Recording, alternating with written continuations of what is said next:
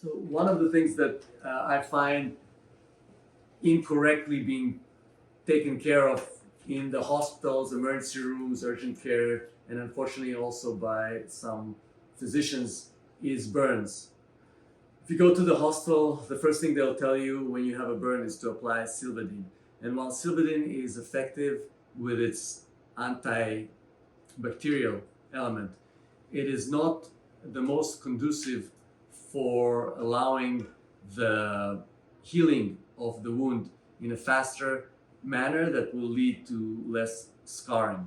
If you have a burn and it is from any material that causes a blister, you want to right away apply topical steroid or take oral steroid or other anti-inflammatories.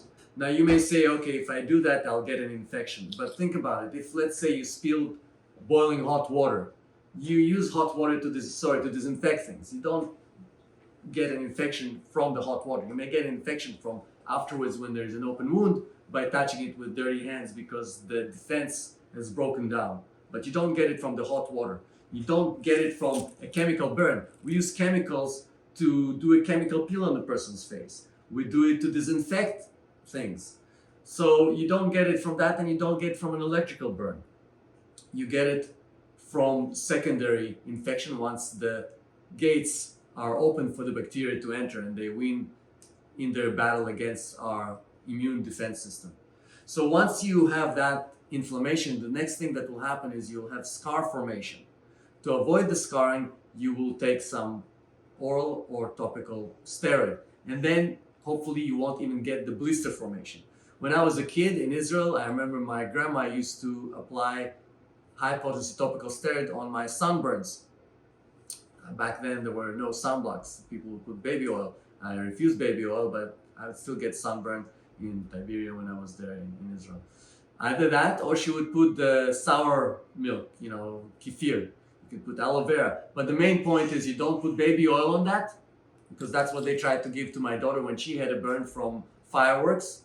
And you try to make sure that if there is a blister that's already forming, you don't unroof the blister.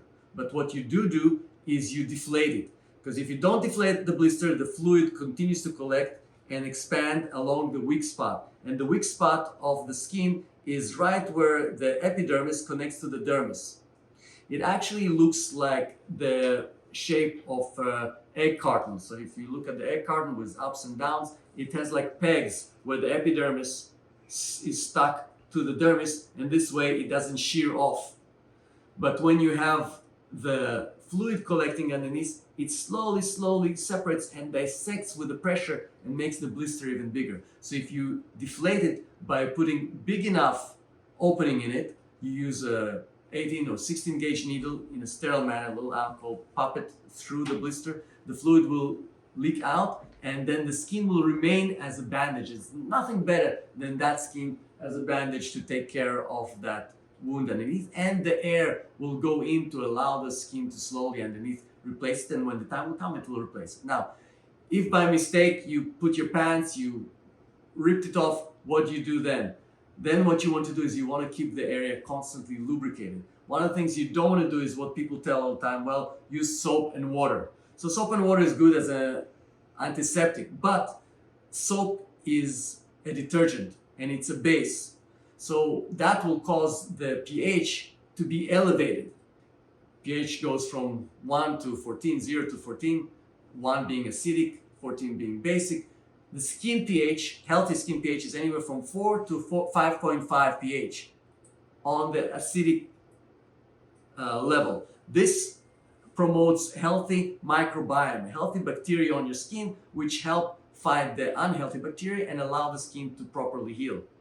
When you're using anything that will increase it, whether it's the bacteria that will cause it, the dangerous bacteria or the bacteria that are actually causing the infection, the pH goes higher, and that makes the cells that are supposed to fight less functioning, less able to function properly. So we want to keep the pH low. And one of the best things that's been proven to work well is Vashi. And Vashi has a pH of about 5. And this is a little bit acidic. And when we're doing it, applying it on the wound, we're promoting the necessary climate for healthy bacteria and for immune system to do its job to better protect and heal the wound.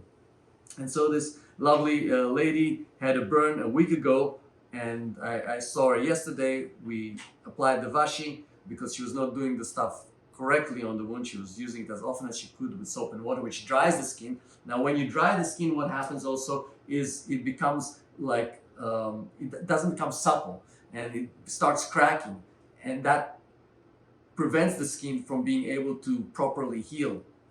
Also kills any healthy cells that are trying to migrate into that area in order to regenerate. So you don't want to do hydrogen peroxide, you don't want to do soap and water on this gentle wounds unless they're infected.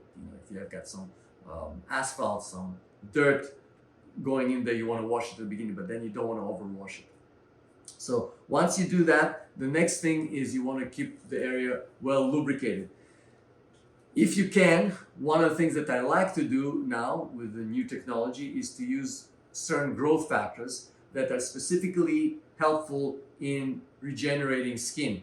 In the past, I used to use platelet-derived growth factor beta, which is produced in the lab and sold under the name called Regrenex gel. And I've been doing that since 2000 for wounds to heal.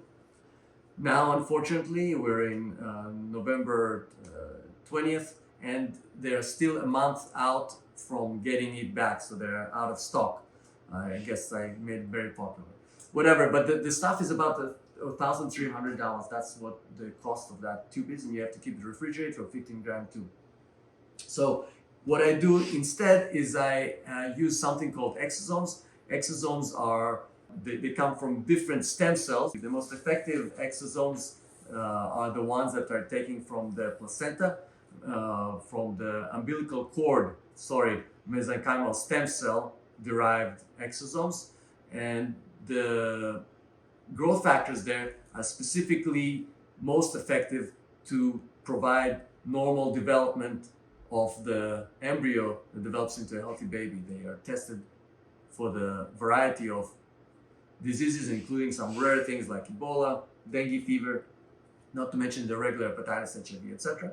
And the baby healthy, mama healthy, weight healthy. They remove that jelly that surrounds the blood vessels, which is the one with the highest concentration of the exosomes, and then the periumbilical, right? And then they do centrifuge it and give them a special size. The one that specifically we're using are from 50 to 150 nanometer size, which is about the size of the COVID virus.